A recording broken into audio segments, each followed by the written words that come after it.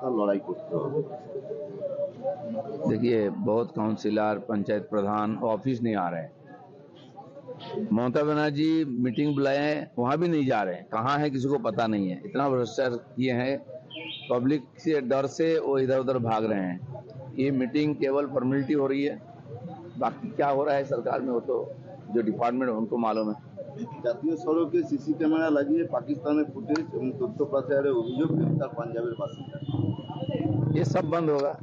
देश में रहकर देश का खिलाफ साजिश करने वालों को कोई छूट नहीं है। ঝাড়গ্রাম ঝালমুড়ি যে তাকে পাকিস্তান ও বাংলাদেশ থেকে नहीं, बांग्लादेश पाकिस्तान पहले ये सब बहुत करता था, आज खुद अपना संकट से अपना जूझ रहा है। कुछ लोग हैं जो इसको करके थोड़ा सा टेंशन करते हैं यहाँ थोड़ा हिंदुस्तान में। अब वो समय चला गया, सरकार है, हर बात को ठीक से जवाब दिया जाएगा और उसका पूरा व्यवस्था होगा।